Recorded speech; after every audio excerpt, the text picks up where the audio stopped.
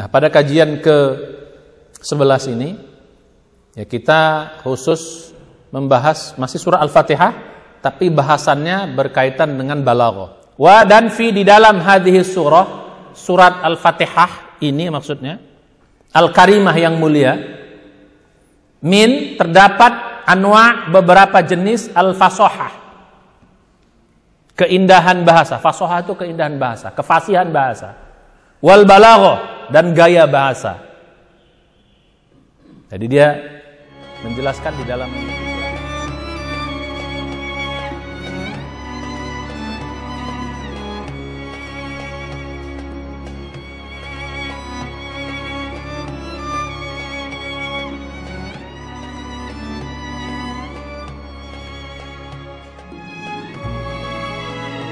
Bismillahirrahmanirrahim. Assalamualaikum warahmatullahi wabarakatuh. Alhamdulillahirrahmanirrahim. Wassalatu wassalamu ala asyrafil anbiya'il mursalin wa ala alihi wa sahbihi ajma'in. Mari kita awali pengajian kita, kajian kita ini dengan baca basmalah. Bismillahirrahmanirrahim. Puji syukur kita panjatkan kepada Allah Subhanahu wa taala yang masih berikan nikmat tak terhingga kepada kita, terutama nikmat iman, nikmat Islam, nikmat menuntut ilmu, nikmat yang paling berharga yang masih Allah anugerahkan kepada kita. Mudah-mudahan nikmat iman Islam dan ibadah ini terus Allah sampaikan hingga akhir hayat kita. Mudah-mudahan semua kita dipanggil dalam keadaan husnul khatimah. Amin ya rabbal alamin. Dan juga nikmat sehat, nikmat kehidupan juga masih terus mudah-mudahan Allah anugerahkan kepada kita. Kita diberi kesehatan ya, sehingga kita bisa terus beramal soleh. Mudah-mudahan kita juga dijaga, dilindungi Allah dari segala macam penyakit-penyakit berbahaya dan penyakit menular beserta keluarga kita. Amin.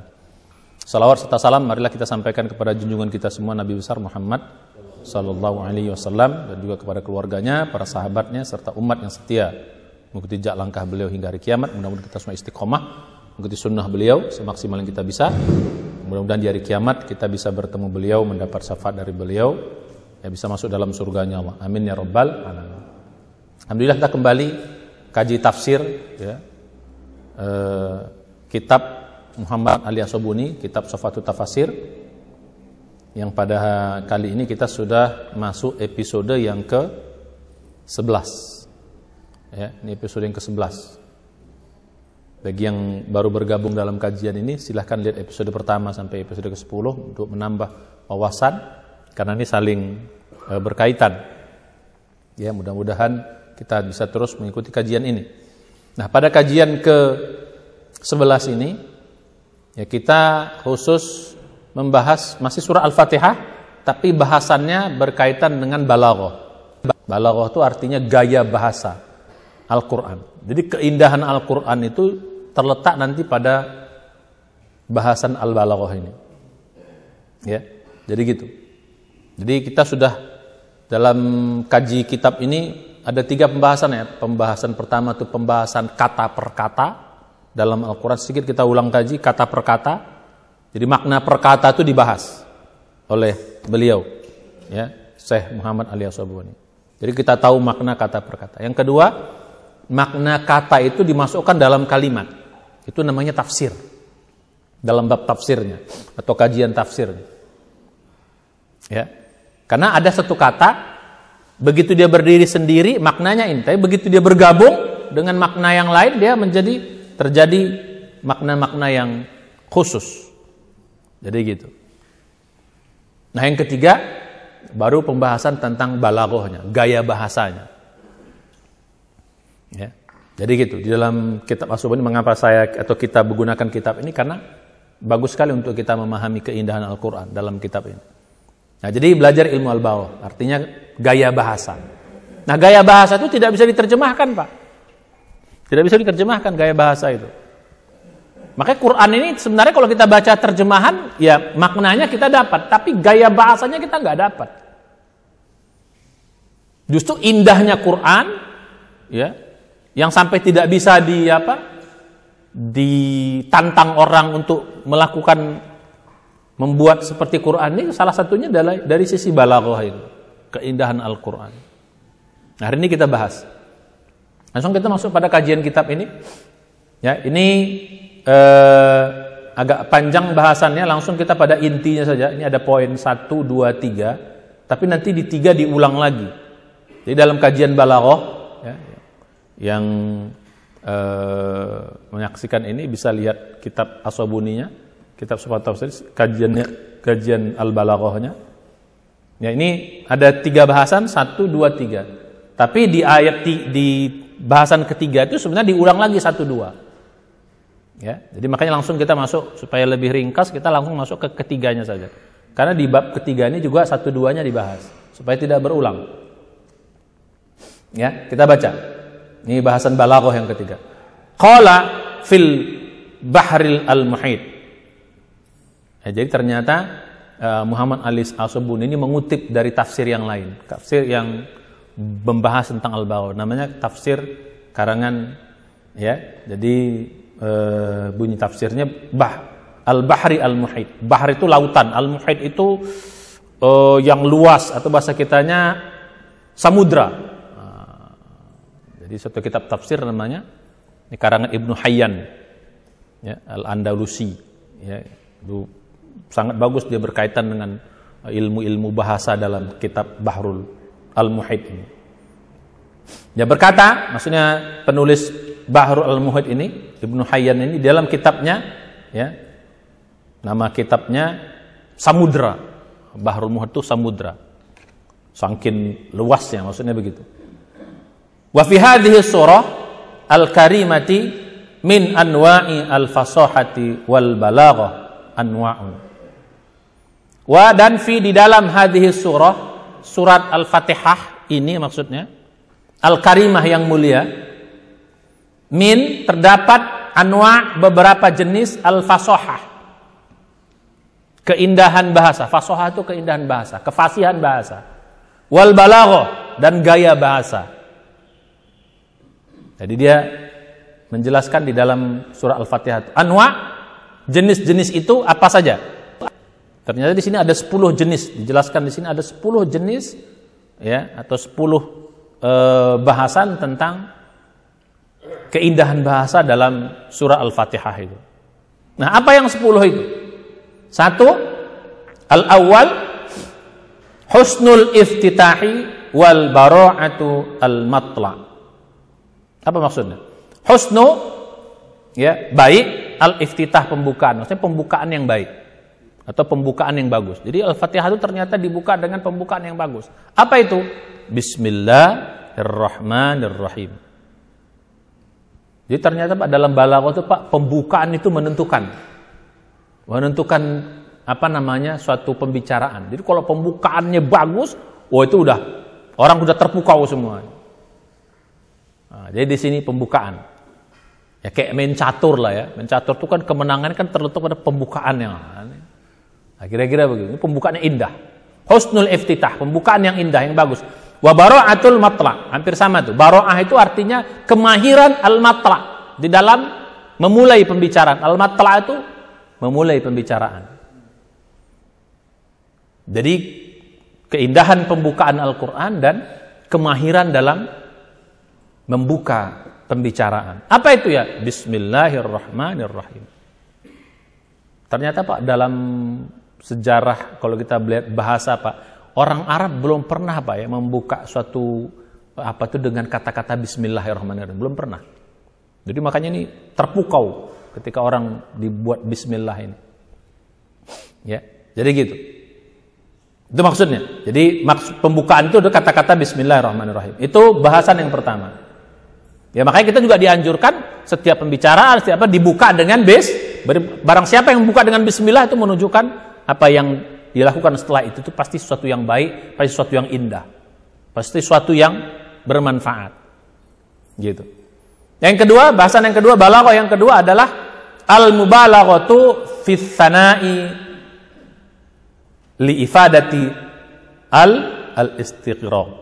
Apa maksudnya? Al-mubalaghah. Balaghah itu sesuatu yang menyangatkan, kira gitu Pak. Bahasa kita hiperbolik. Hiperbolik di dalam pujian. Jadi kata-kata alhamdulillah ini bahasan tadi bismillah, sekarang bahasan alhamdulillah. Jadi kata-kata alhamdulillah itu adalah ya hiperbolik di dalam memuji. Ya. Li ifadati alif lam al-istighraqi. Ya, itulah ditunjukkan fungsi alif lam, namanya alif lam istighraq. Jadi kata-kata alhamdu itu Pak, kata-kata hamdu saja itu sebenarnya pujian. Begitu masuk kata-kata al, itu artinya pujian yang berlebih-lebihan atau yang sangat. Nah, kira-kira begitu. Nah, kayak dalam terjemahan alhamdu itu apa terjemahannya? Coba lihat. Segala puji. Nah, kata-kata segala itu nggak ada dalam bahasa Arabnya, Pak. Bukan kullu hamdin, tidak. Kullu itu kan dalam bahasa Arab segala. Bukan kullu hamdin, begitu alhamdu. Jadi kata-kata alnya itu menunjukkan bahwa pujian itu sangat sekali. Makanya dalam terjemahan itu diterjemahkan segala puji. Lillahi, milik Allah Subhanahu wa taala. Nah, ini tidak bisa dijelaskan dalam, ini orang Arab biasa juga nggak ngerti, Pak. Orang Arab biasa nggak ngerti, apalagi Arabnya Arab maklum gitu loh. Nggak ngerti ini. Ini mesti dalam gaya bahasa. Itu namanya istilahnya alif lam al-istighraqiyah namanya. Ya, istighraq. Jadi alif lam itu ternyata fungsinya banyak, Pak. Dia, kalau dalam bahasa kita, bahasa Inggrisnya maksudnya the, kata-kata the. Ya. Kalau rumah itu misalnya sebuah rumah, itu berarti rumahnya umum. Tapi kalau rumah tersebut, kalau bahasa Indonesia pakai tersebut. Ya, kata-kata alif lam itu menjadi the, definite. Atau bahasa kita tersebut, rumah tersebut. Nah. Tapi kalau dalam bahasa Indonesia, rumah tersebut tuh ya nggak ada. Ya berarti rumahnya udah tertentu. Tapi kalau dalam bahasa Arab, salah satu makna al itu juga maksudnya berlebih-lebihan. Ya. Jadi kalau kita katakan bahasa Indonesia misalnya, I am a man. Aku seorang laki-laki. Saya bilang. Tapi kalau kita bilang I am the man, berarti aku laki-laki banget. Nah, kira-kira begitu. Bisa begitu. Kalau dalam bahasa Inggris itu orang mengerti. Kalau orang Indonesia kan nggak sih. Aku seorang laki. Aku laki-laki tersebut. Nah, kan nggak nyampe. Nggak bisa. Makanya nggak bisa dalam terjemahannya. Ya, balik kita ke dalam kajian ini. Jadi alif lam itu salah satu maknanya adalah menunjukkan bahwa itu berlebih-lebihan di dalam pujian. Makanya alhamdulillah itu terjemahannya apa? Segala pujian itu pujian yang sangat banget. Lillahi, itu adalah milik Allah. Hanya Allah yang pantas kita puji dengan pujian yang sangat. Yang lain itu mah nggak pantas. Kira-kira begitu.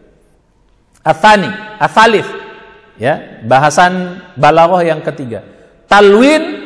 Talwinu al-khitabi idh sighatuhu al-khabaru wa ma'nahu al-amru. Ai qulu alhamdulillah.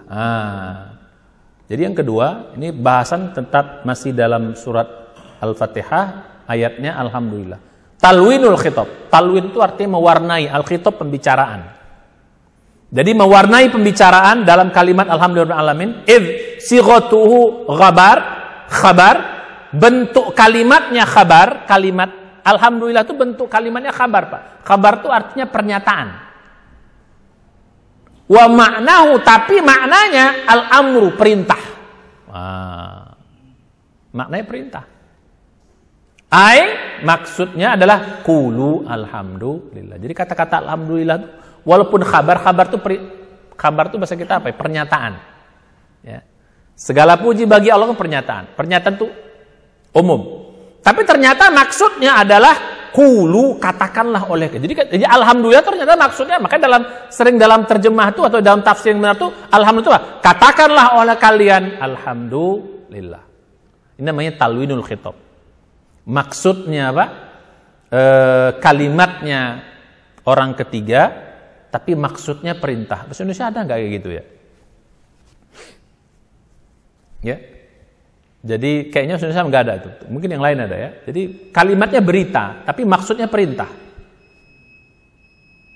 Ya, itu dalam bahasa Arab bisa begitu, Pak. Sering itu. Namanya talwinul khitab. Mewarnai pembicaraan.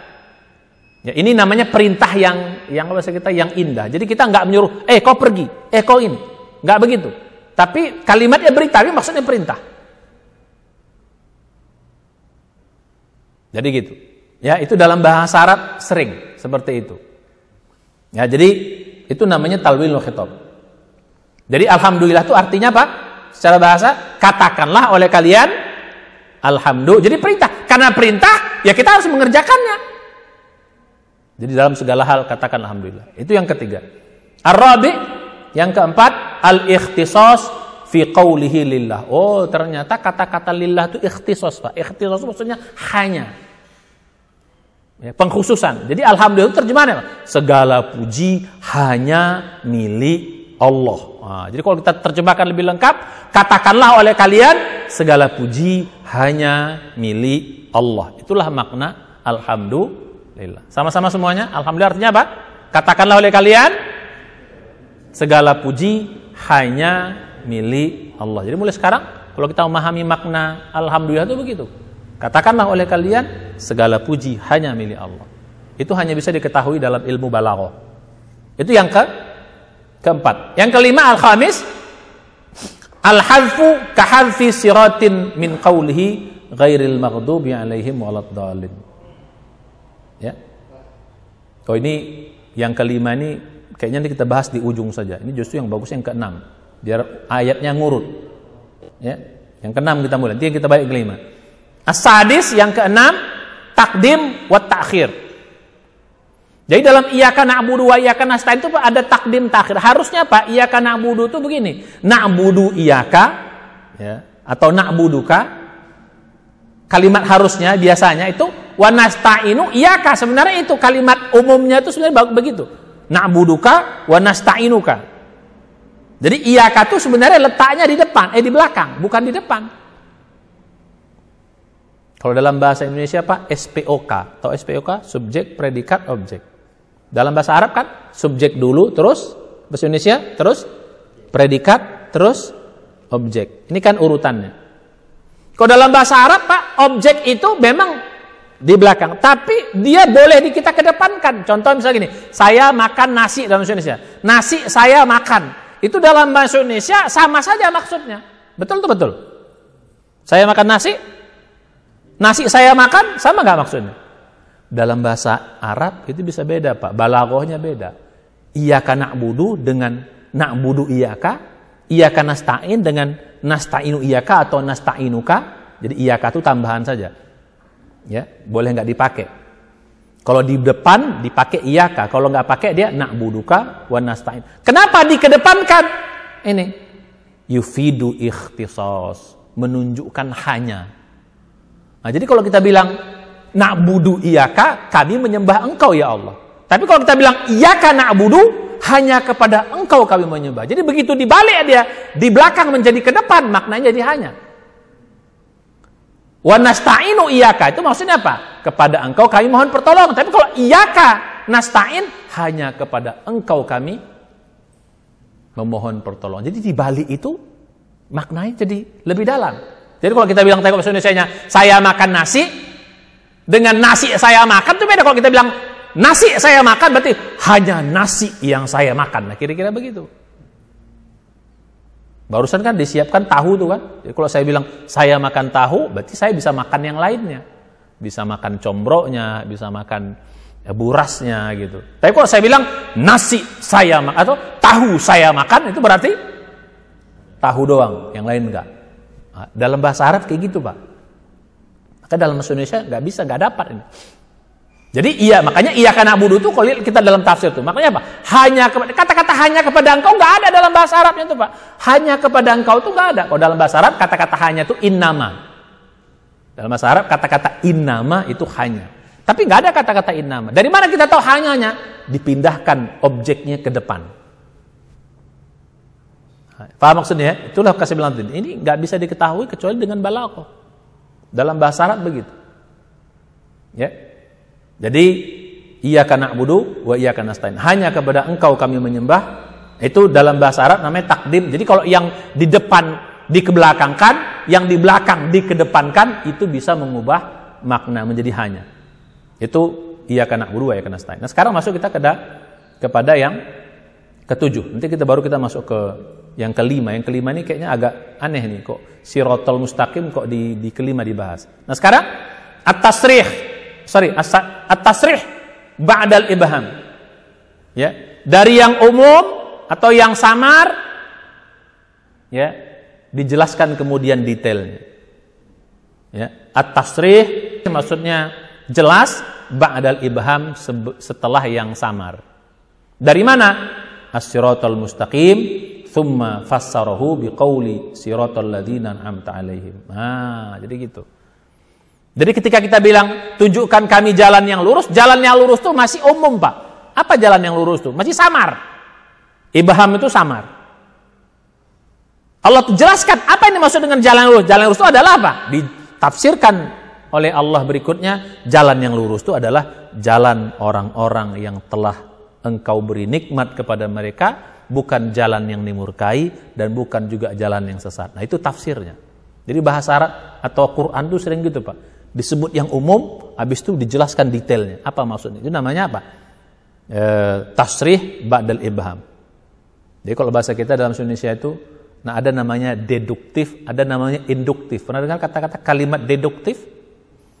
Ya, kalimat deduktif itu ya dari umum khusus, itu namanya kalimat deduktif. Nah, ini istilah kalimat deduktif, dari umum khusus. Kalau kalimat induktif, dari yang khusus menjadi umum. Nah, ini namanya kalimat deduktif. Yang mudah-mudahan masih ingat pelajaran kita SMA dulu, Pak ya. Ada kalimat induktif, ada kalimat deduktif. Nah, ini kalimat deduktif. Jadi setelah kita bilang jalan yang lurus, dijelaskan apa yang jalan yang lurus tuh? Jalan yang diberi nikmat, bukan jalan yang dimurkai, dan bukan jalan ini. Kata-kata yang tiga ini adalah tafsir dari ihdinas siratal mustaqim. Oh, sekarang balik lagi dia ke 8, balik lagi ke iyyaka na'budu. Nah, ini enggak ngurut ya. Balik lagi nih ke 8, al-ittifat fi iyyaka na'budu wa iyyaka nasta'in. Iltifat itu perubahan subjek. Ya, dari iyyaka na'budu wa iyyaka nasta'in. Iltifat namanya, berubah. Orang ketiga tiba-tiba jadi kalimat orang ke satu atau orang kedua. Ini kan kalau kita Bismillahirrahmanirrahim itu kalimat berita, Pak. Alhamdulillahalamin seperti kalimat berita. Ar-Rahmanirrahim kalimat berita. Terus ihdinas Maliki yaumiddin kalimat berita. Iyyaka na'budu udah kalimatnya apa? Kalimat orang kedua, hanya kepada Engkau ya Allah. Ada kalimat kedua dia. Ini namanya iltifat. Terjadi perubahan. Itu juga bahasa Arab tuh sering gitu, Pak. Itu apa? Supaya menarik perhatian orang lain. Kita bicara orang ketiga, tiba-tiba jadi orang pertama. Itu kan untuk supaya orang jangan bosan. Itu hebatnya Quran, Pak. Itu bedanya Quran dengan semua kitab-kitab suci lain. Kalau kitab-kitab Bible atau kitab apa, itu semua orang ketiga semua yang bicara, Pak. Tapi Al-Quran enggak. Kadang orang pertama, kadang orang kedua, kadang orang ketiga. Supaya apa? Supaya yang baca ini enggak bosan. Oh, ini buat aku loh. Oh, ini ada orang pertamanya. Seterusnya begitu. Nah, jadi, ini contohnya ini. Ini kan kalimat apa nih? Iyyaka na'budu ini apa bahasa kita nih? Kalimat orang kita seolah-olah kita ngomong. Tadi awalnya kalimat berarti terus kita ngomong, namanya iltifat. Ya, dari apa namanya? Dari bismillah sampai maliki yaumiddin tiba-tiba apa? Berubah menjadi iyyaka na'budu, hanya kepada Engkau ya Allah kami menyembah, hanya kepada Engkau kami mohon. Dan terus juga ihdinas siratal mustaqim juga gitu. Jadi kalimat doa dan seterusnya. Ya. Nah, itu iltifat. Nah, sekarang kita masuk kepada at-tasik yang ke-9. Ya. Apa yang dimaksud dengan ihdina? Itu namanya thalabus syai'i. Ah, ini dulu kita sudah ingat. Wal muradu bihi dawamuhu wa istimraruhu fi ihdinas siratal mustaqim. Jadi kata-kata tunjukilah kami itu, nah ini saya bilang dulu. Ya. Ternyata meminta sesuatu maksudnya bukan menyuruh sesuatu, tapi justru terus-menerusnya yang saya bilang dulu. Nah, ini namanya apa ya? Thalabus syai'i, kita menyuruh sesuatu tapi maksudnya bukan menyuruhnya. Justru maksudnya apa? Terus-menerus perbuatannya. Jadi kalau ada orang makan, kita suruh, "Kamu makan," padahal dia makan. Itu maksudnya apa? Kau terus makan. Ada orang jalan, dia udah jalan deh. "Kau jalan kau ya," padahal dia sudah jalan kau terus. Dalam Al-Quran sering gitu, Pak. Contoh dalam Al-Quran misalnya, ya ayyuhalladzina amanu, wahai orang-orang beriman, aminu billah. Wahai orang-orang beriman, berimanlah kamu kepada Allah dan Rasulnya. Kan aneh. Wahai orang-orang beriman, berimanlah kamu kepada Allah. Coba. Padahal dia orang yang beriman. Terus diperintahkan, berimanlah. Loh, maksudnya apa itu? Maksudnya apa? Ini namanya thalabus syai'i wal muradu bihi dawamu. Jadi maksudnya apa? Wahai orang-orang beriman, tetaplah kalian beriman. Nah, maksudnya begitu kepada Allah dan Rasulnya begitu, Pak. Kok dalam bahasa Indonesia itu aneh. Masa orang duduk disuruh duduk? Masa orang makan disuruh makan?